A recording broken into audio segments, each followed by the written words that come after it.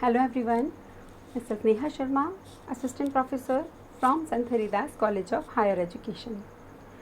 Today we will continue our previous topic, human resource planning, and now we will discuss the benefits of human resource planning. The first benefit of human resource planning is nature of human resources. The nature of human resources necessitates human resource planning. Human resources have four critical features. The first, for higher levels of skill, a very long time is required for workers to achieve full productivity. Second, a person generally achieve higher productivity and productivity the longer he is on the job. Third, a person's mental satisfaction affects his productivity. And last is investment in human beings belongs to the individual who may take his skills where he goes.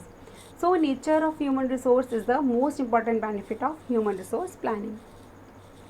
Second is supply of skilled manpower. Talented and skilled manpower has become a scarce resource and is always in short supply, and manpower planning has a necessity for the long run survival of the business firm.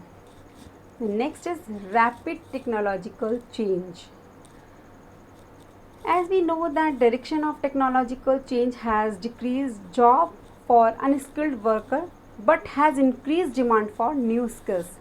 So technological change make retraining a must for many current job holders.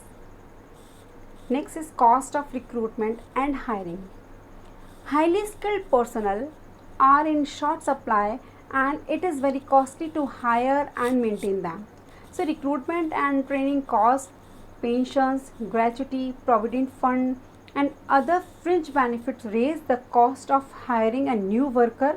Higher recruitment cost encourage upgrading from within. Next is increased mobility. Increased mobility of human resources has created a problem for management to retain qualified employees. There is nothing to keep the workers from moving on when another job appears attractive. So, as a result, individual employers face greater difficulties in holding preferred employees. Proper manpower planning will reduce the rate of turnover. Next is reduction of wastage. A proper manpower policy will reduce the wastage rate. It is also referred as labor turnover or attrition rates. So, it is also a very important benefit of human resource planning. Next is human resources as corporate assets. Manpower planning stresses the value of human resources as corporate assets. So, management has learned that if it neglects the individual, he is not likely to develop into a kind of performer that the firm wants.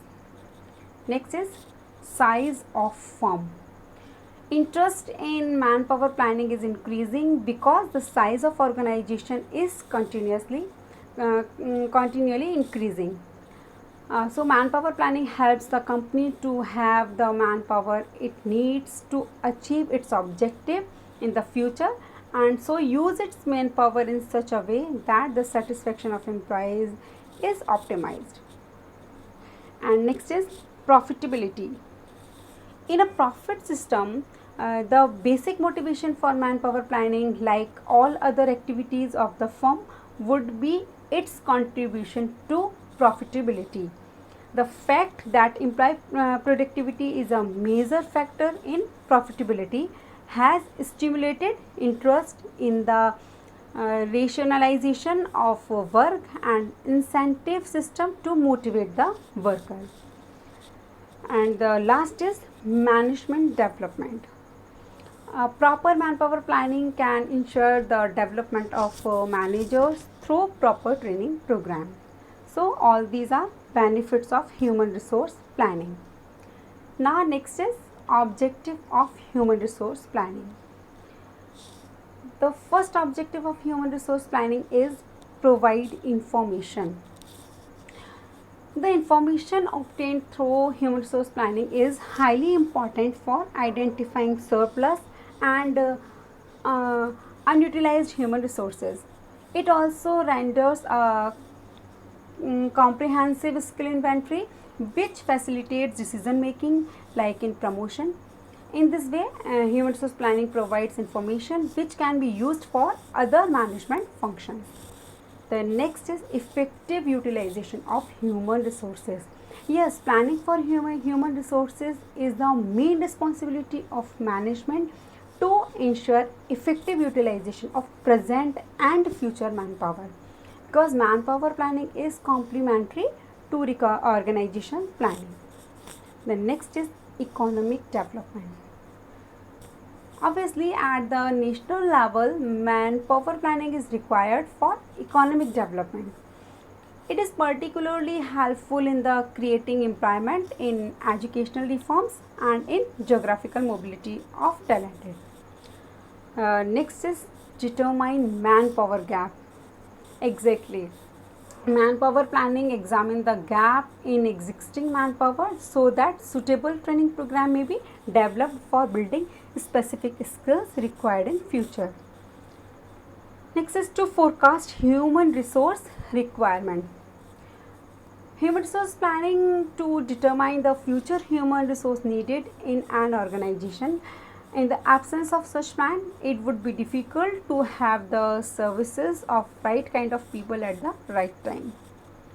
Next is analyze current workforce. Yes, HRP volunteers to assess the analyzing the competency of present workforce. It determines the current workforce strength and abilities. Next is effective management of change. Yes, proper HR planning aims at coping with change in market conditions, technology products, and government regulation in an effective way. So these challenges call for continuous allocation or reallocation of skills. Evidently, in the absence of planning, there might be underutilization of human resources. Last is realizing organizational goals. Exactly, human resource planning helps the organization in its effectively meeting the needs of expansion, diversification, and other growth strategies. So all these are objectives of HR planning. Now next is steps in HR planning or process of HR planning.